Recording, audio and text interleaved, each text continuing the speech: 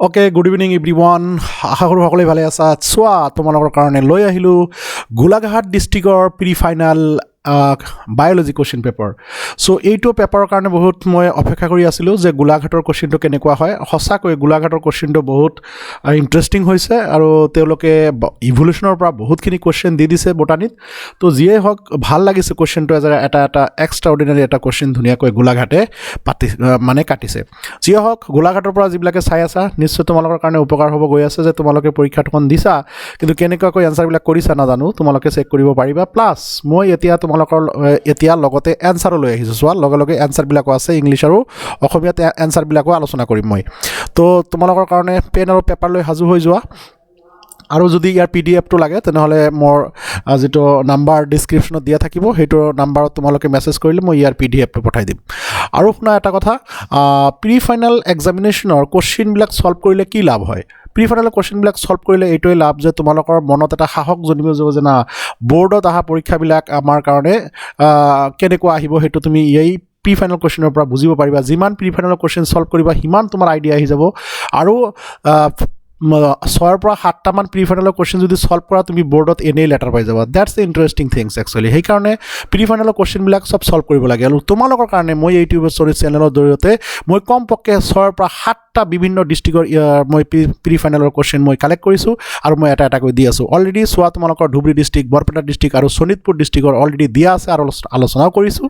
আজি দি আছোঁ গোলাঘাট ডিষ্ট্ৰিক্টৰ। তো তোমালোকৰ আজিৰ হৈ 4টা হৈ গ'ল। চ' তোমালোকৰ এইবিলাক কুৱেশ্যনবিলাক কালেকশ্যন কৰি ল'বা, মোৰ পৰা বিচাৰি ল'বা আৰু এইবিলাক তোমালোকে ছল্ভ কৰাৰ কাৰণে চেষ্টা কৰিবা। আৰু একো কৰিব নালাগে, জাষ্ট চেষ্টা কৰা ছল্ভ কৰিব পাৰে নাই। ব'লা আৰম্ভ কৰোঁ। 1 নম্বৰ কুৱেশ্যন বটানীত আহিছে, the pollination done by snail is called. মই চোৱা এইটো যেতিয়া মই পঢ়াইছোঁ তোমালোকক চেপ্টাৰ 2ৰ ভিডিঅ'বিলাক আছে, চাবা তোমালোকে পলিনেশ্যন নামৰ ভিডিঅ'টোত মই এইটো কৈ দিছিলোঁ যে এইটো আহে। চোৱা আহি গৈছে, মেলেকফিলি হ'ব এনচাৰ। যদি স্নেইল বা শামুকে যদি পৰাগযোগ কৰে তেনেহ'লে তাক কোৱা হ'ব মেলেকফিলি। আৰু লগতে আৰু কেইটামান কৈ দিছিলোঁ, বতাহৰ দ্বাৰা যদি পৰাগযোগ হয় তেনেহ'লে এয়াৰৰ দ্বাৰা পলিনেশ্যন হ'লে তাক কোৱা হয় এনিমোফিলি। পানীৰ দ্বাৰা বা ৱাটাৰৰ দ্বাৰা পলিনেশ্যন হ'লে তাক কোৱা হয় হাইড্ৰফিলি। জীৱ জন্তু প্ৰাণীৰ দ্বাৰা যদি হয় তেনেহ'লে তাক কোৱা হয় জুফিলি। চৰাইৰ দ্বাৰা যদি হয় তাক কোৱা হয় অৰ্নিথোফিলি। তাৰপিছত আৰু আছে চিৰপ্ট্ৰফিলি, তাৰপিছত বাদুলিৰ দ্বাৰা আৰু আছে তোমালোকৰ যেনেকুৱা যদি ইনচেক্ট বা পোক পতংগৰ দ্বাৰা হয় তেনেহ'লে এণ্টমোফিলি। আৰু এইটো হ'ল শামুকৰ দ্বাৰা হৈছে কাৰণে ইয়াক কোৱা হয় মেলেকফিলি। বুজি পাইছা? ইয়াৰ ভিতৰৰ পৰা এটা আহেই। তো যিকোনো সময়তে এটা কুৱেশ্যন ইয়াৰ পৰা আহি যাব পাৰে।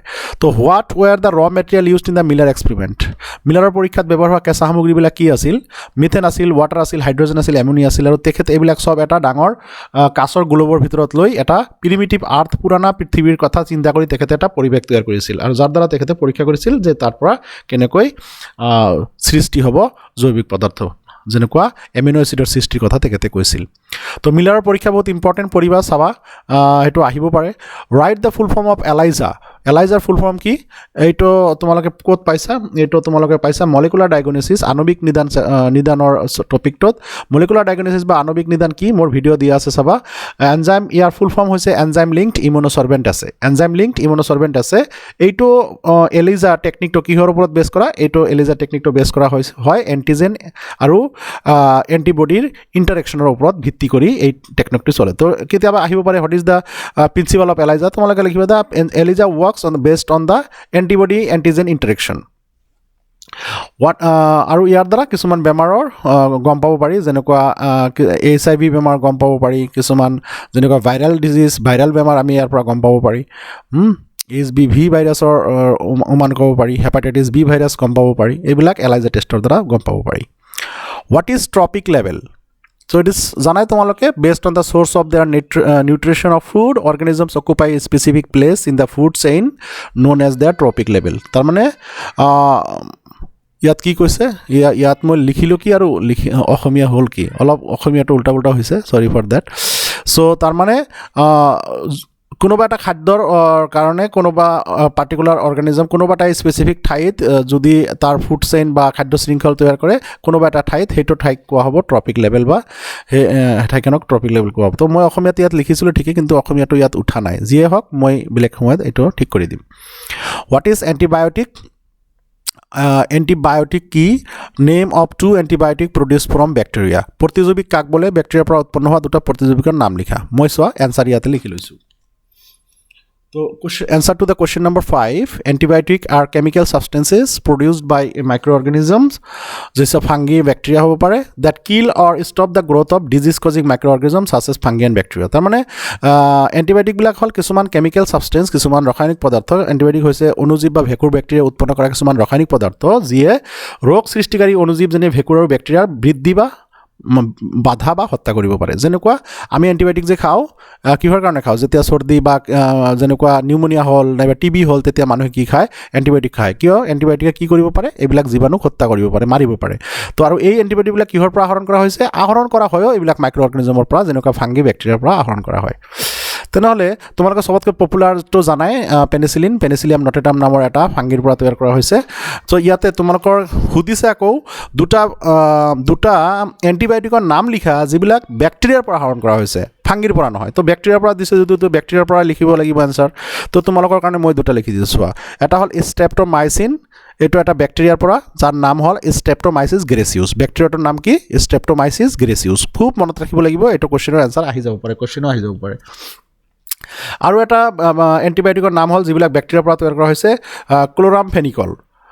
এইটো এটা বেক্টেৰিয়াৰ পৰা, ইয়াৰ নাম ষ্ট্ৰেপ্ট'মাইচিছ ভেনেজুৱেলা। তো ষ্ট্ৰেপ্ট'মাইচিছ ভেনেজুৱেলাৰ পৰা ক্ল'ৰামফেনিকল তৈয়াৰ হৈছে। তো ইয়াত মই পেনিচিলিন কিয় নিলিখিলোঁ? কাৰণ পেনিচিলিন যিটো এণ্টিবায়'টিক সেইটো এটা ফাংগিৰ পৰাহে তৈয়াৰ কৰা হয়, ভেঁকুৰৰ পৰাহে তৈয়াৰ হয়। কিন্তু কুৱেশ্যনত দিছে বেক্টেৰিয়াৰ পৰা তৈয়াৰ হোৱা। গতিকে তোমালোকে কুৱেশ্যন আৰু এনচাৰ ভালকৈ বুজি শুনিহে দিবা।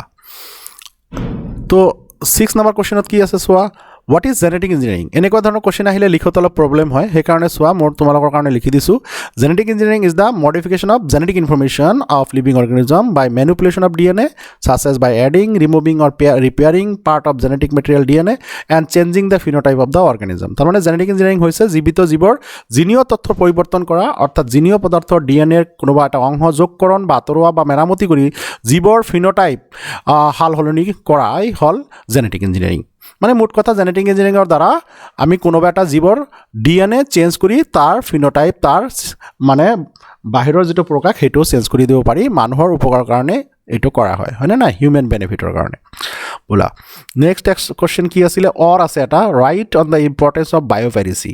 বায়'পাইৰেচিৰ বিষয়ে আহিলে তোমালোকে অলপ ভয় খোৱা, একো নহয়। Biopiracy represent the intellectual property of the creator that is used আনঅথৰাইজডলি।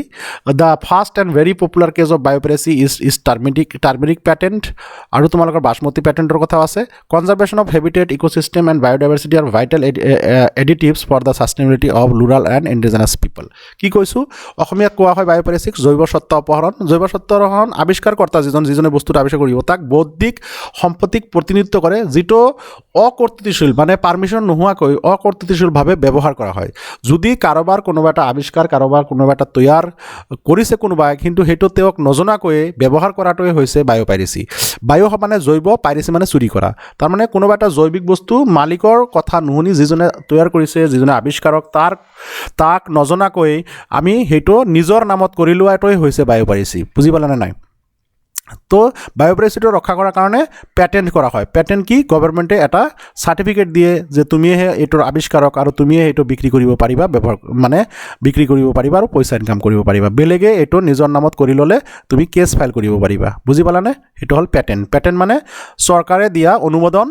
Patent মানে চৰকাৰে দিয়া তোমাৰ আৱিষ্কাৰকৰ্তাৰ প্ৰতি দিয়া এটা অনুমোদন, এটা চাৰ্টিফিকেট যে এইটো তোমাৰেই বস্তু, তুমি আৱিষ্কাৰ কৰিছা আৰু তুমিয়ে এইটো বিক্ৰী কৰাৰ অধিকাৰ ৰাখা। এইটোৱে হ'ল পেটেণ্ট। বুজি পালানে?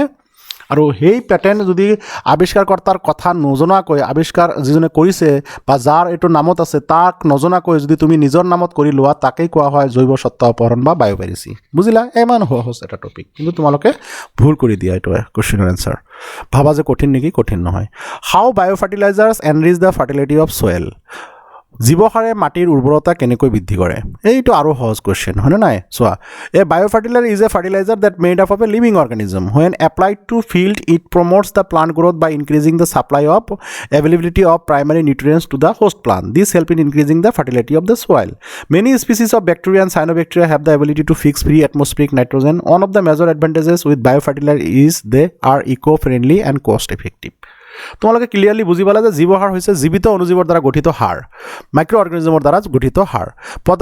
পথাৰত প্ৰয়োগ কৰিলে ই গৃহস্থ উদ্ভিদলৈ প্ৰাথমিক পুষ্টিকৰ পদাৰ্থ যোগান বা উপলব্ধতা বৃদ্ধি কৰি উদ্ভিদৰ বৃদ্ধিত সহায় কৰে। ইয়াৰ ফলত মাটিৰ উৰ্বৰতা বৃদ্ধিত সহায় হয়। বহু প্ৰজাতিৰ বেক্টেৰিয়া আৰু চাইনোবেক্টেৰিয়াৰ মুক্ত বায়ুমণ্ডলীয় নাইট্ৰজেন স্থাপন কৰাৰ ক্ষমতা থাকে। জীৱহাৰৰ এটা ডাঙৰ সুবিধা হ'ল ই পৰিৱেশ অনুকূল আৰু কম খৰচী। উল্টা হ'ল, খৰচী হৈ গ'ল, অনুকূল আৰু কম খৰচী। তো এইটো বুজিলা কি যে আমি যিবিলাক অনুজীৱ ব্যৱহাৰ কৰোঁ, বেক্টেৰিয়া, ফাংগি, চাইনোবেক্টেৰিয়া, এইবিলাক অনুজীৱৰ দ্বাৰা সাৰ হিচাপে এওঁলোকক ব্যৱহাৰ কৰা। এইটো এটা টপিকেই হয় ধুনীয়া, তোমালোকে টপিকটো পাবা মাইক্ৰবছ ইন হিউমেন ৱেলফেয়াৰ, এইটো চেপ্টাৰৰ লাষ্টৰ ফালে আছে চাবা। তাতে 3টা বিধানত ভাগ কৰা আছে যে বেক্টেৰিয়া কেনেকৈ জীৱহাৰ হিচাপে কাম কৰে, ফাংগি বা ভেকুৰীয়া কেনেকৈ জীৱহাৰ হিচাপে কাম কৰে, আৰু চাইনোবেক্টেৰিয়া কেনেকৈ জীৱহাৰ হিচাপে কাম কৰে। তো এই 3টাক সাধাৰণতে ব্যৱহাৰ কৰা হয়। মই কি ক'লোঁ? ভেকুৰ, বেক্টেৰিয়া আৰু চাইনোবেক্টেৰিয়া, এই 3টাক জীৱহাৰ হিচাপে মানুহে ব্যৱহাৰ কৰি আহিছে সাৰ হিচাপে।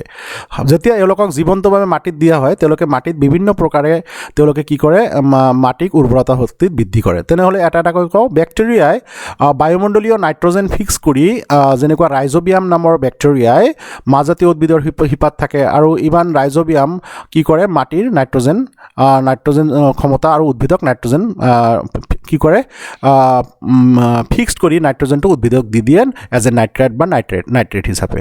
আৰু এটা হ'ল বেক্টেৰিয়াৰ ভিতৰত হ'ল ভেকুৰৰ ভিতৰত হ'ল মাইক্ৰৰাইজা, ফাংগি হ'ল মাইক্ৰৰাইজা। মাইক্ৰৰাইজা কি কৰে, উদ্ভিদক ফচফৰাছ দিয়ে, যেনেকুৱা গলু মাছ, হয়নে নাই, গলু মাছ। তেনেকুৱা গছক ফচফৰাছ দি মাটিক ফচফৰাছযুক্ত উৰ্বৰতা বঢ়ায়। চাইনোবেক্টেৰিয়াই নাইট্ৰজেন ফিক্স কৰে। তো এইবিলাক হ'ল বিভিন্ন উদাহৰণ যিবিলাকে মাটিৰ উৰ্বৰতা বৃদ্ধি কৰে, আৰু এই অনুজীৱসমূহকেই জীৱহাৰ বুলি কোৱা হয়। বুজি পালা কুৱেশ্যনটোৰ answer? Okay. Explain briefly any 3 চমুটকা লিখা। সববিলাক কমন চমুটকা এইবিলাক আহি থাকে। ময়ো তোমালোকক কালি যে চেপ্টাৰটো যে বায়'টেকনলজি প্ৰিন্সিপাল এণ্ড প্ৰচেছ, যিটো চেপ্টাৰৰ কালি ইম্পৰ্টেণ্ট কুৱেশ্যন কিছুমান দিছোঁ, চোৱা প্লে লিষ্টত আছে। সেই ইম্পৰ্টেণ্ট টপিকবিলাকৰ ভৰা চোৱা, এইকেইটা আহিছে, চোৱা, এটা বাহিৰৰ পৰা অহা নাই। বায়'পেটেণ্ট কি? বায়'পেটেণ্ট কি বুজি পালা? বায়'পেটেণ্ট মানে বায়'পেটেণ্টে লিখিছে, তো মই ইয়াৰ এনচাৰ এনেকুৱাকৈ দিছোঁ। Biopatent is a patent granted by the government to the inventor for biological entities and for product obtain from them.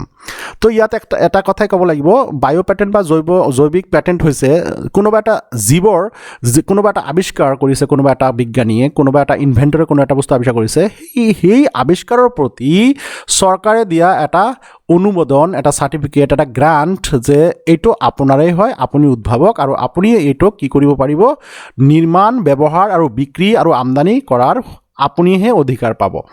মানুহে আপোনাৰ এইটো বেলেগে নিজৰ নামত কৰি ল'ব নোৱাৰে। আপুনি এইটো নতুবা কেছ ফাইল কৰিব পাৰে। এটা পেটেণ্টকাৰীক গভৰ্ণমেণ্টে 20 বছৰ এইটো নিজৰ নামত ৰাখে, 20 বছৰ পিছত আকৌ এইটো ৰিনিউ কৰিব লাগে, হয়নে নাই?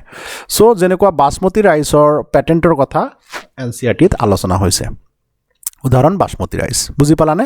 তো কোনোবা এটা আৱিষ্কাৰৰ প্ৰতি গভৰ্ণমেণ্টে দিয়া এটা অধিকাৰ যে তেওঁ যাতে সেই বস্তুটো নিৰ্মাণ, ব্যৱহাৰ আৰু বিক্ৰী আৰু আমদানি কৰা নিজে কৰিব পাৰে, মানুহে যাতে সেইটো নিজৰ নামত চুৰি কৰিব নোৱাৰে।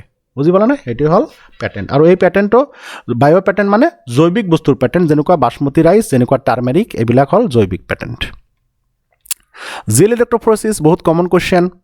Gel electrophoresis is a technique used to separate the DNA fragments according to their size, হয়নে নাই? Gel electrophoresis কি? যে DNA খণ্ডবোৰ আকাৰ অনুসৰি পৃথক কৰিবলৈ ব্যৱহাৰ কৰা এবিধ কৌশল। চ' ইয়াৰ দ্বাৰা তোমালোকে জানাই DNA নেগেটিভলি চাৰ্জ মলিকুল যদি তাক ইলেক্ট্ৰিক ফিল্ডত পেলাই দিয়া হয়, তেনেহ'লে ই পজিটিভৰ ফালে দৌৰে, আৰু পজিটিভৰ ফালে যেতিয়া দৌৰে তেতিয়া হেভি লাইট যিবিলাক শ্বৰ্টাৰ DNA ফ্ৰেগমেণ্ট সেইবিলাক বেছি আগত গুচি যায়, আৰু যিবিলাক লংগাৰ DNA ফ্ৰেগমেণ্ট সেইবিলাক পিছত থাকি যায়।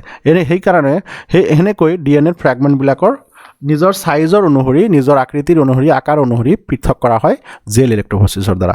জেল ইলেক্ট্ৰফৰেচিছৰ দ্বাৰা DNAৰ টুকুৰা বা খণ্ডসমূহ তেওঁলোকৰ আকাৰ অনুসৰি পৃথক কৰা হয়, আৰু সেইটোৰ এটা টেকন'লজি হয়।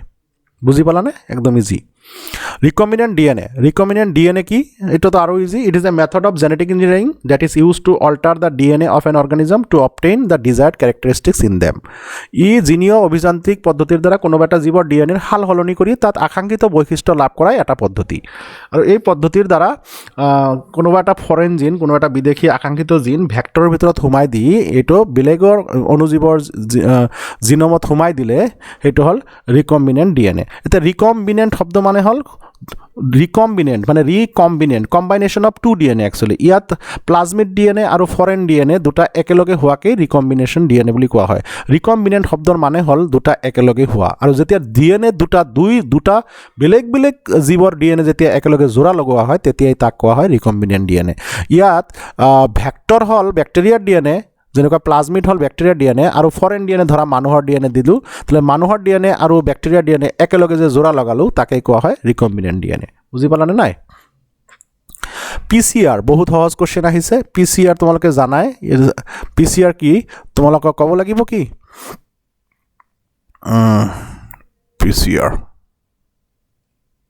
লিখিছিলোঁ তো PCR or polymerase chain reaction is a technique used in the molecular biology to create several copies of a certain DNA segment. This technique was developed in 1983 by Kerry Mullis, an African biochemist. PCR has made it possible to generate millions of copies of a small segment of DNA. This tool is commonly used in the molecular biology and biotechnology. Actually, PCR মানে polymerase chain reaction ইয়াৰ দ্বাৰা কি কৰা হয় আমি ল্যাবৰ ভিতৰত আমি test টিউবৰ ভিতৰত এটা ডিএনএৰ খণ্ড এটা ডিএনএৰ টুকুৰাক হাজাৰ হাজাৰ মিলিয়ন কপিজ হুবহু কপিজ তৈয়াৰ কৰিব পাৰোঁ তেনেহ'লে এক কথাত ডিএনএৰ মিলিয়নছ অফ কপিজ তৈয়াৰ কৰিব পাৰোঁ সিমিলাৰ কপি তৈয়াৰ কৰিব পাৰোঁ এই টেকনিকৰ দ্বাৰা আৰ্টিফিচিয়েলি বুজি পাইছে না নাই তো এইটোৰ দ্বাৰা আৰু ইয়াত টেক পলিমাৰেজ নামৰ এটা পলিমাৰেজ থাৰ্মোষ্টেবল পলিমাৰেজ ডিএনএ পলিমাৰেজ ব্যৱহাৰ কৰা হয় এই টেকনলজিত আৰু ইয়াক উষ্ণতা তাৰতম্য কৰি এই টেকনলজিটো তাৰতম্যৰ দ্বাৰা এই টেকনলজিটো কাম কৰে তোমালোকে পিচিআৰৰ বিষয়ে মোৰ ভিডিঅ' পাবা পলিমাৰেজ চেইন ৰিয়েকশ্যন নামৰ ভিডিঅ'ত গোটেইখিনি কথা আলোচনা হৈছে এটা ব্ৰড কোৱেশ্চন হ'ব পাৰে Restriction enzyme janai these restriction enzyme is a protein produced by some bacteria that cleaves the DNA at a specific site cleaves the DNA মানে restriction enzyme আসলে বুজিবৰ কাৰণে সহজ ব্যাকটেৰিয়াৰ ভিতৰত এইটো restriction enzyme তৈয়াৰ হয় আৰু এইটোৱে কি কৰে বেলেগ DNA কি কৰিব পাৰে কোনোবা স্পেসিফিক ঠাইত লোকেশনত কাটিব পাৰে টুকুৰা কৰিব পাৰে ক্লিভেজ মানে টুকুৰা কৰিব পাৰে সো আৰু যিটো ঠাইত টুকুৰা কৰিব পাৰে সেই সাইটটো কোৱা হয় restriction site the restriction enzyme protect the life bacteria from the bacteriophage আসলতে ব্যাকটেৰিয়াফাজবিলাকে এটাক কৰে তো সেই ব্যাকটেৰিয়াফাজৰ ডিএনএৰ পৰা বাচিবৰ কাৰণে ব্যাকটেৰিয়াই এই ৰেষ্ট্ৰিকশন এনজাইমবিলাক তৈয়াৰ কৰে নিজৰ ভিতৰত আৰু নিজৰ ভিতৰত এই এনজাইমবিলাক যেতিয়া তৈয়াৰ কৰে তেতিয়া ব্যাকটেৰিয়াৰ নিজৰ যিটো ডিএনএ সেইটো বচাবৰ কাৰণে মিথাইলেশ্যন কৰি লয় আৰু ব্যাকটেৰিয়াফাজৰ তেতিয়া ডিএনএটো সোমোৱাৰ পিছতে ব্যাকটেৰিয়াৰ এই ৰেষ্ট্ৰিকশন এনজাইমে এই ফৰেন ডিএনএ মানে ব্যাকটেৰিয়াফাজৰ ডিএনএটো কাটি নষ্ট কৰি পেলায় যাতে ব্যাকটেৰিয়াফাজৰ ডিএনএটো আহি ব্যাকটেৰিয়াৰ ভিতৰত লাইটিক সাইকেল চলাব নোৱাৰে তো এইটো এটা ডিফেন্স মেকানিজম ব্যাকটেৰিয়াই নিজৰ শৰীৰৰ ভিতৰত তৈয়াৰ কৰে আজিকালি আমি এই ৰেষ্ট্ৰিকশন এনজাইম ব্যৱহাৰ কৰি জেনেটিক ইঞ্জিনিয়াৰিং বা ডিএনএ ৰিকম্বিনেশ্যন টেকনলজি কাম কৰি আছোঁ যিটোৰ দ্বাৰা আমি ডিএনএক আমি নিৰ্দিষ্ট স্থানত টুকুৰা বা কাটিব পাৰোঁ তো এতিয়া ৰেষ্ট্ৰিকশন এনজাইমক মলিকুলাৰ সিজাৰ বা আণৱিক কেঁচি বুলি কোৱা হয় মনত পৰিল না ওকে তো right briefly about the modern synthetic theory of evolution বাচ্চা এইটো বুজি নাপায় মই বুজি নাপাওঁ যে কিয় বুজি নাপায় এইটো right briefly about the modern synthetic theory of evolution modern মানে তো মডার্ন আধুনিক সিনথেটিক মানে কি সংশ্লেষিত আৰু থিওৰি মানে তত্ত্ব এতিয়া এইটো বুজিবৰ কাৰণে সহজে মই বনাই থৈছোঁ চোৱা কেনেকৈ মডাৰ্ন সিনথেটিক থিওৰি কি বস্তু actually it's a evolution theory is modified form of Darwin's natural selection ডাৰউইনৰ যিটো নেচাৰেল সিলেকশ্যন সেইটোৰ এটা মডিফাইড ভাৰ্জন মডাৰ্ন ভাৰ্জন কেনেকুৱা it is known as neo' Darwinism মানে ডাৰউইনিজমৰ নতুন ভাৰ্জন কেনেকুৱা neo' Darwinism is the synthetic of Darwin's theory that modern genetics actually যেতিয়াই মডাৰ্ন জেনেটিক্স ডাৰউইন থিওৰিৰ লগত যেতিয়া এড হৈ যায় তেতিয়াই হৈ যায় সিনথেটিক থিওৰি মডাৰ্ন জেনেটিক্স বুজিছা ডিএনএ আৰএনএ জিন্স এইবিলাকৰ বিষয়ে this modern synthetic theory of evolution state that the variation যে পাৰ্থক্যটো যে আহে which happens in the gene level সেইটো ক'ত হয় gene level are only inherited mutation and accountable for the evolution and not all the variation as the held by Darwin.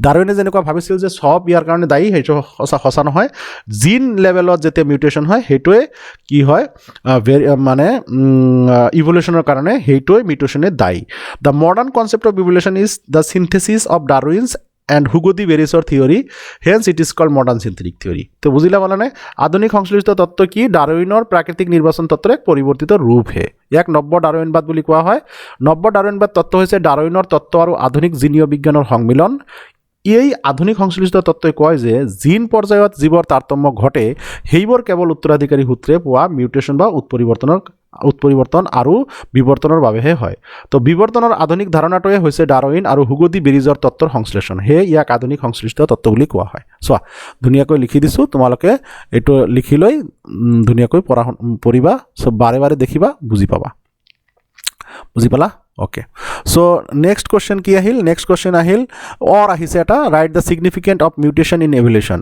তো বিৱৰ্তনত উৎপৰিৱৰ্তনৰ গুৰুত্ব কি তো ডেফিনেটলি গুৰুত্ব আছে so random mutation can lead to new inheritable traits which make an organism better adapted to the environment so mutation is important as the first step of evolution because it's create a new DNA sequence for a particular gene creating a new allele so যেতিয়াই random উৎপৰিৱৰ্তনে নতুন উত্তৰাধিকাৰী বৈশিষ্ট্য সৃষ্টি কৰিব পাৰে যিয়ে এটা জীৱক নিজৰ পৰিৱেশৰ লগত মনত ৰাখিবা নিজৰ পৰিৱেশৰ লগত ভালদৰে খাপ খাই পেলাই বিৱৰ্তনৰ প্ৰথম পদক্ষেপ হিচাপে মিউটেশন বা উৎপৰিৱৰ্তন গুৰুত্বপূৰ্ণ কাৰণ ই এটা বিশেষ জিনৰ বাবে নতুন ডিএনএৰ ক্ৰম সৃষ্টি কৰে আৰু নতুন এলিলি সৃষ্টি কৰে নতুন এলিলি যেতিয়া সৃষ্টি হ'ব ফলত নতুন বৈশিষ্ট্যৰ জীৱৰ সৃষ্টি হয় গতিকে ইভলিউশনৰ কাৰণে মিউটেশন খুবেই গুৰুত্বপূৰ্ণ বুজি পালানে কোশ্চেনটোৰ আনসাৰ ওকে তো right the scientific name and there utility মই এইবিলাকৰ এনসাৰ নিদিওঁ কাৰণ মোৰ এটা ভিডিঅ' আছে বায়ো ৰিচাৰ্চ অফ আসাম চোৱা ভিডিঅ'বিলাকৰ লিষ্টত গৈ চোৱা বায়ো ৰিচাৰ্চ অফ আসামত মই সবকেইটা কোশ্চেনৰ এনসাৰ দিছোঁ যিমানকেইটাই আহক তাৰ পৰাই কমন পৰিব গতিকে সেইটো ভিডিঅ' চালে তোমালোকে 6 মাৰ্ক 100% কমন গতিকে চাই ল'বা সেইটো ভিডিঅ' সেই ভিডিঅ'টো 1 ঘণ্টা চাবা মানে 6 মাৰ্ক 100% কমন তো সেই ভিডিঅ'টো চাবা ভিডিঅ'টোৰ নাম বায়ো resources of Assam what is organic evolution জৈৱ বিৱৰ্তন কাক বোলে বহুতকেইটা ইভলিউশনৰ ওপৰত কোশ্চেন আহিছে চোৱা আৰু এটা what is the difference between convergent and divergent evolution so organic evolution কি চাই লওঁ organic evolution can be defined as a gradual and orderly change of living beings from simple to complex form so চিম্পলৰ পৰা complex ফৰ্মলৈ লাহে লাহে পৰিৱৰ্তনটো হৈছে যে কিয় হৈছে এইটো অৰ্গেনিক ইভলিউশনৰ কাৰণে হৈছে so living organism are made up of mainly the organic substance so living অৰ্গেনিজমবিলাক কিহৰ দ্বাৰা তৈয়াৰী এইবিলাক সাধাৰণতে জৈৱিক পদাৰ্থ বা অৰ্গেনিক সাবষ্টেন্সৰ দ্বাৰা তৈয়াৰী hence their evolution is referred to as a organic evolution সেইকাৰণেই এই ইভলিউশনটো কোৱা হৈছে বিৱৰ্তনক কোৱা হৈছে জৈৱিক বিৱৰ্তন so changes in the genetic makeup of species in a population as a result of responding to environmental changes is organic evolution so লাষ্টৰ চেণ্টেন্সটোৰ দ্বাৰা এটা কথাতে এনসাৰ দিব পাৰি যে পৰিৱেশৰ পৰিৱৰ্তনৰ প্ৰতি সঁহাৰি জনোৱাৰ ফলত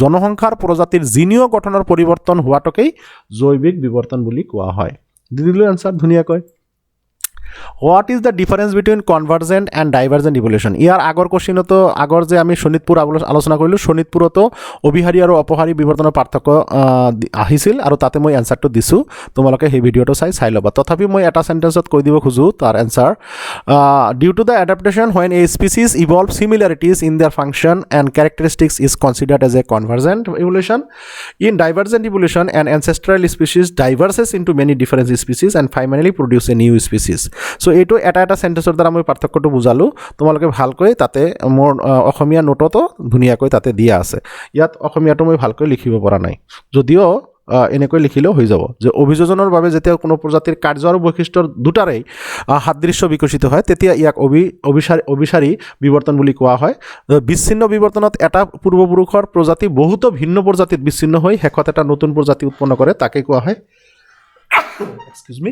তাকেই কোৱা হয় অপহাৰী বিৱৰ্তন so write an account on biotechnological application in medicine এইটোৰ এটা পুৰা ভিডিঅ'ই আছে মই ইয়াত ইমান ডাঙৰ কোশ্চেনটো আলোচনা নকৰোঁ তোমালোকে ভিডিঅ'টো চাই ল'বা পুৰা ভিডিঅ' দিয়া আছে এপ্লিকেশ্যন অফ বায়োটেকনলজি তাতে চেপ্টাৰটো দিয়া আছে চাবা বায়োটেকনলজি এপ্লিকেশ্যন মেডিচিন চিকিৎসা বিজ্ঞানত কাৰিকৰী জীৱনৰ প্ৰয়োগ এটা টোটাল ভিডিঅ' বনোৱা আছে চাই ল'বা discuss the major step involve in the gene cloning এইটোৰ এটা ভিডিঅ' বনোৱা আছে চাই ল'বা Describe the process of development of female gametophyte in angiosperm with suitable diagram. এইটো একদম কমন কোশ্চেন চাবা মোৰ চেপ্টাৰ 2ৰ ভিডিঅ'বিলাক আপলোড কৰা আছে তাতে তোমালোকে চাবা মেগা স্পৰজেনেচিছ লিখা আছে মেগা স্পৰজেনেচিছ নামৰ যিটো ভিডিঅ' মেগা স্পৰজেনেচিছ কি লিখা আছে মেগা স্পৰজেনেচিছ চেপ্টাৰ 2ৰ মেগা স্পৰজেনেচিছ যিটো ভিডিঅ' চালে এইটো কোশ্চেনৰ আনসাৰ হৈ যাব Write an account on the structure of typical ovule with a level diagram. এইটো কোশ্চেনৰ আনসাৰ দিয়া আছে সবা তাতে এটা মোৰ ভিডিঅ' আছে ovule structure বুলি দিয়া আছে ovule structure নামৰ ভিডিঅ'টো চালে এইটোৰ আনসাৰ পাই যাবা what is ecological pyramid explain ecological pyramid with necessary diagram এইটো 100% কমন কুৱেশ্যন তোমালোকৰ চবৰ ওচৰত ইয়াৰ এনচাৰ আছে মই জানো what is ecosystem describe the structure and function of system এইটো কমন কুৱেশ্যন 100% কমন এইটো প্ৰত্যেক বছৰে ছেম দুটা কুৱেশ্যন আহি থাকে গতিকে তোমালোকৰ ওচৰত এনচাৰ আছে বুলি জানো যদি নাথাকে তথাপি তোমালোকে মোক জনাবা মই এনচাৰ দিয়াৰ চেষ্টা কৰিম চোৱা জুলজিত কুৱেশ্যনবিলাক সহজ আহিছে typhoid fever can be confirm by Widal test progesterone is secreted by corpus luteum the primary host plant of muga silkworm is som and soalu plant so ইয়াৰ অসমীয়াবিলাকো ছেমেই প্ৰায় তোমালোকে অসমীয়াবিলাক চাই ল'বা মই আৰু অসমীয়া নিলিখিলোঁ উইডাল টেষ্টকতো উইডাল টেষ্টেই কোৱা হয় হয়নে নাই সোম আৰু সোৱালো প্লাণ্ট প্ৰাইমাৰী হোষ্ট প্লাণ্ট মুগাপ্লুৰ মুখ্য পোষক উদ্ভিদ হ'ল সোম আৰু সোৱালো আৰু চোৱা the gene located in Y chromosome are called Y ক্ৰম'জমত যিবিলাক জিন থাকে তাক কি কোৱা হয় হলেণ্ড্ৰিক জিন্স কোৱা হয় কি জিন্স হলেণ্ড্ৰিক জিন্স অসমীয়াতো holandric genes name the pathogen of pneumonia হোৱাৰ বীজাণুটোৰ নাম কি streptococcus pneumoniae what do you understand by reproductive হেল্থবিলাক কি reproductive health is refer to the overall well being এইটো লিখিব লাগিব overall well being including physical social emotional and behavioural aspect so অসমীয়াটো নষ্ট হৈ গৈছে অসমীয়া ইয়াত লিখা নাই তোমালোকে পিছত ইয়াৰ মই কৰি দিম তো নাজানো কিয় এইটো বেয়া হৈ গৈছে কিন্তু অসমীয়াটো লিখিছিলোঁ ঠিকেই কিন্তু যেতিয়া PDF বনাইছিলোঁ তেতিয়া এইটো বানানবিলাক নষ্ট হৈ গৈছে okay express the genotype of a blood group I এটো ওপৰত হ'ব আই বিটো ওপৰত হ'ব তোমালোকে এইটো জানাই অলৰেডি কিন্তু মই লিখিব পৰা নাই ইয়াতে আই এটো ওপৰত হ'ব আই বি ওপৰত হ'ব আই বি তো AB ব্লাড গ্ৰুপৰ জিনোটাইপ হ'ল আই B What are the Okazaki fragments? Okazaki fragments are the short length of DNA that are produced by the discontinuous replication of the lagging strand. তো যেতিয়া ৰেপ্লিকেশ্যন প্ৰচেছ হয় তেতিয়া fork তৈয়াৰ হয় তেতিয়া দুটা ষ্ট্ৰেণ্ড তৈয়াৰ হয় এটা লেগিং ষ্ট্ৰেণ্ড এটা হ'ল কণ্টিনিউৱাছ ষ্ট্ৰেণ্ড তাৰমানে এটা কণ্টিনিউৱাছ ষ্ট্ৰেণ্ড এটা ডিছকণ্টিনিউৱাছ ষ্ট্ৰেণ্ড ডিছকণ্টিনিউৱাছ ষ্ট্ৰেণ্ডৰ চাবা ডিএনএটো টুকুৰা টুকুৰাকৈ সৃষ্টি হয় আৰু সেই টুকুৰা টুকুৰা ডিএনএবিলাকক কোৱা হয় ওকাজাকি ফ্ৰেগমেণ্ট আৰু তোমালোকে ভালকৈ জানা সেই ওকাজাকি ফ্ৰেগমেণ্টবিলাকক জোৰা লগাই এটা এনজাইমে তাক কোৱা হয় DNA লাইগেজ যিকোনো চাৰিটাৰ উত্তৰ লিখা what is Leydig cell state its function Leydig cell are part of a male reproductive system হয়নে নাই these cells are located in the interstitial space of seminiferous tubule so যিবিলাক অণ্ডকোষ হয় মতা মানুহৰ অণ্ডকোষৰ ভিতৰত ইণ্টাৰষ্টেৰিয়েল স্পেচ বা চেমিনিফাৰাছ টিউবুলৰ ভিতৰত এই চেলবিলাক পোৱা যায় ইন টেষ্টিছ মানুহৰ অণ্ডকোষৰ ভিতৰত তো লাইডিক চেল কিহৰ কাম হ'ল synthesise and secrete the male testicular hormone যিবিলাকক এণ্ড্ৰজেন বুলি কোৱা হয় যেনেকুৱা টেষ্টোষ্টেৰন তো লাইডিক কোষবিলাক চেমিনিফাৰাছ টিউবুলৰ ইণ্টাৰষ্টেৰিয়েল স্পেচত থকা চেলবিলাক হ'ল লাইডিক চেল যিবিলাকৰ কাম হ'ল এণ্ড্ৰজেন বা টেষ্টোষ্টেৰন হৰমন ক্ষৰণ কৰা how sex is determine in human আৰু হিউমেনৰ ছেক্স ডিটাৰমাইন কৰা সহজ কাৰণ হিউমেনৰ যিটো ছেক্স ক্ৰম'জম সেইটো কোৱা হয় X আৰু Y ক্ৰম'জম হয় নাই so a child biological sex that means male or female is determine by the chromosome that male parent contributes হয়নে নাই যিটো মেলে দিব so male have X and Y sex chromosome while females have X and X chromosome. The male can contribute the X or Y chromosome while the female must contribute one of their X chromosome.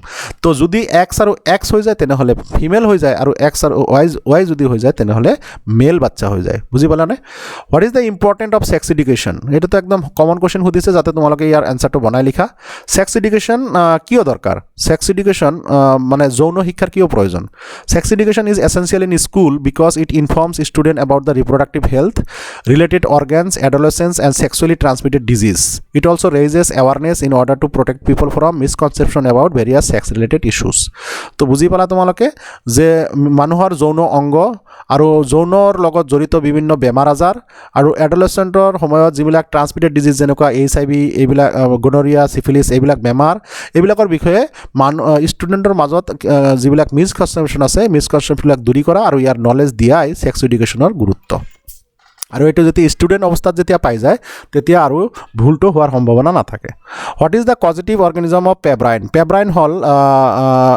যিটো চিল্কৱাৰ্ম মানে এৰী পলু যিবিলাক সেইবিলাক পলুৰ হোৱা বেমাৰ হয় পেব্ৰাইন তো the pebrine disease is locally known as ফুটুকীয়া এইটো ফুটুকীয়া বেমাৰ কোৱা হয় কাৰণ গাত তাৰ পলুটোৰ গাত ফুটুকা স্পট দেখা যায় in Assamese and in the it is caused by protozoa এটা প্ৰট'জোৱাৰ দ্বাৰা হয় আৰু তাৰ নাম হ'ল নচিমা বম্বাইচিছ কি নাম নচিমা বম্বাইচিছ নামৰ এটা প্ৰট'জোৱাৰ দ্বাৰা এই বেমাৰটো হয় ফুটুকীয়া বেমাৰটো হয় আৰু ফুটুকীয়া বেমাৰক ইংলিছত কোৱা হয় পেব্ৰাইন কাৰ হয় চিল্কৱাৰ্মৰ হয় চিমটম কি যে ইয়াৰ ছালত ডাৰ্ক স্পট দেখা পাবা ফুটুকা দেখা পাবা স্পট দেখা পাবা এইটো ইয়াৰ লক্ষণ তো এইটো ইম্পৰ্টেণ্ট কুৱেশ্যন, প্ৰত্যেক বছৰে আহে, এইটো ভেৰি কমন কুৱেশ্যন, জানি ল'বা পেব্ৰাইনটো। আৰু এটা বেমাৰ আছে ফেলেচেৰিয়া, সেইটো জানি ল'বা।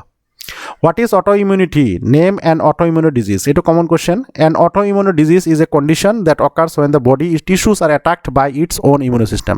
যেতিয়া নিজৰ ইমিউন সিস্টেমৰ কোষবিলাকে নিজৰ ইমিউন সিস্টেমক যেতিয়া অ্যাটাক কৰা আৰম্ভ কৰে, আমাৰ যেতিয়া শৰীৰৰ কোষবিলাকক টিস্যুবিলাকক যেতিয়া আমাৰ নিজৰ ইমিউন সিস্টেমে নিজেই আক্ৰমণ কৰা আৰম্ভ কৰে, তেতিয়া তাক কোৱা হয় স্বীয় সংক্ৰমতা বা অটোইমিউনিটি। আৰু ইয়াৰ বেমাৰবিলাকৰ নাম যেনেকুৱা ৰিউমেটয়েড আৰ্থ্ৰাইটিছ, সেলেৰিডাৰ্মা এণ্ড এডিশ্যন ডিজিজ, এইবিলাক চব কি অটোইমিউনিটি ডিছঅৰ্ডাৰ। বাকী এইবিলাক চব কমন কুৱেশ্যন চোৱা, পাৰ্থক্য এইবিলাক প্ৰত্যেক বছৰে আহে। ইননেট ইমিউনিটি, একুৱাৰ্ড ইমিউনিটি চবেই লিখিছা কিজানি। ডাউন চিণ্ড্ৰম, কেনফ্লিটেড চিণ্ড্ৰম, এইটো যে কিমানবাৰ আহিছে হিচাপ নাই। লিংকেজ এণ্ড ক্ৰছিং অভাৰ 100% এইটো কমন। আৰু স্পাৰ্মেটোজেনেচিছ, ওজেনেচিছ, এই চাৰিটাৰ ভিতৰত তিনিটা কমপক্ষে 8-10 বাৰ বিভিন্ন ঠাইত আহিছে, বিভিন্ন প্ৰি ফাইনেলত আহিছে। গতিকে তিনিটাৰ পৰা এনি টাইম এই তিনিটাৰ পৰা এটা কমন থাকিবই। গতিকে তিনিটা পৰিলে এটা কমন পৰিব, মই চিয়'ৰ। এই তিনিটা পৰিলে এটা কমন পৰিব বৰ্ডৰ কাৰণে, বুজি পাইছে না নাই? ইমানেই কমন এইকেইটা, বুজি পাইছে না নাই? তো ড্ৰ এ নিট লেভেল diagram of cross section of seminiferous stipple, এইটো 100% কমন কুৱেশ্যন। এই 3 নম্বৰত এইটো আহি থাকে, গতিকে এইটো আহিব পাৰে। নাইবা ৱাটছন ক্ৰিকৰ ছেমি কনজাৰ্ভেটিভ DNA মডেল, DNAটো আঁকিব আহে, হয়নে নাই? তো এই দুটাও 100% common question. What is the importance of conservation of biodiversity, very common question, কাৰণ বায়'ডাইভাৰ্চিটিৰ পৰা এইটোৱে এটা কুৱেশ্যন, এইটোৱে তোমালোকে জানিব লাগে। আৰু এটা হ'ল হিউমেন জিনম। হিউমেন জিনম প্ৰজেক্টৰ পৰা এটা কুৱেশ্যন কিন্তু আহিব, এইটো 100% চিয়'ৰ, বহি থাকিবা। কি আহিব পাৰে? হিউমেন জিনম প্ৰজেক্ট কাক বোলে, নাইবা হিউমেন প্ৰজেক্টৰ গ'ল কি, না হিউমেন প্ৰজেক্টৰ আৰু এটা আছে এটা হ'ল হিউমেন জিনম প্ৰজেক্টৰ গ'ল মানে লক্ষ্য, আৰু এটা হ'ল হিউমেন জিনম প্ৰজেক্টৰ মানে কেৰেক্টাৰিষ্টিক্স, চাইলেণ্ট ফিচাৰ্ছ। তো চাইলেণ্ট ফিচাৰ্ছ আহিলে বেলেগ, গ'লছ আহিলে বেলেগ, গতিকে দুটাৰ এটা আহি যায়। ইয়াতে গ'ল আহিছে, আকৌ silent features of human genome project আহিব পাৰে। গতিকে এই দুটা কুৱেশ্যন কিন্তু এটা কুৱেশ্যন আহিবই। বোলে ছাৰ কি কুৱেশ্যন বৰ্ডত আহিব? Goals of human genome project আহিব পাৰে, নাইবা silent features of human genome project আহিব পাৰে। এই দুটাৰ পৰা এটা আহিবই, that is 100% sure. Mention the effect of drugs and alcohol, drugs আৰু সুৰাৰ ক্ষতিকাৰক দিশসমূহ কি? এইটো 100% কমন কুৱেশ্যন মানুহৰ স্বাস্থ্য আৰু ৰোগৰ পৰা। আৰু এই চাইল্ড হেজ এ ব্লাড গ্ৰুপো, এইটো 100% কমন কুৱেশ্যন। মই বেলেগ ঠাইতো এইটো দেখা পালোঁ।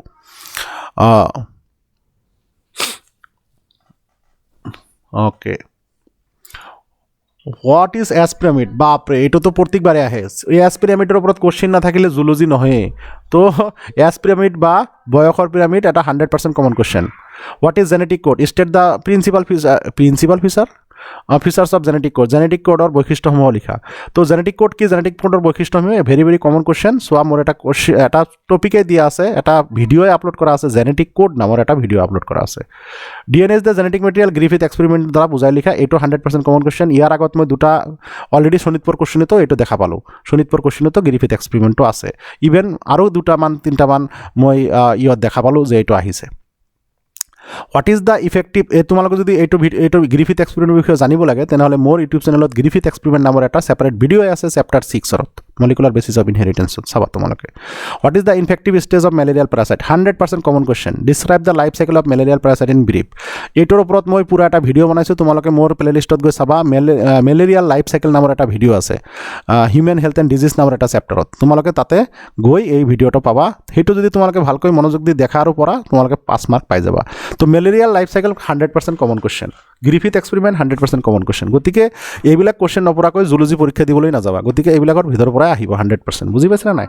তো কেনেকুৱা লাগিল আজিৰ আলোচনা? যদি ভাল লাগি থাকে শ্বেয়াৰ কৰিবা, লাইক কৰিবা, আৰু বন্ধুবৰ্গৰ লগত তোমালোকে শ্বেয়াৰ কৰিবা। আৰু মোক এটা থেংক ইউটো দিবাই, হয়নে নাই? থেংক ইউ এটা দিলে ভাল লাগে যে না, মই ইমান কষ্ট তোমালোকৰ কাৰণে কৰিলোঁ।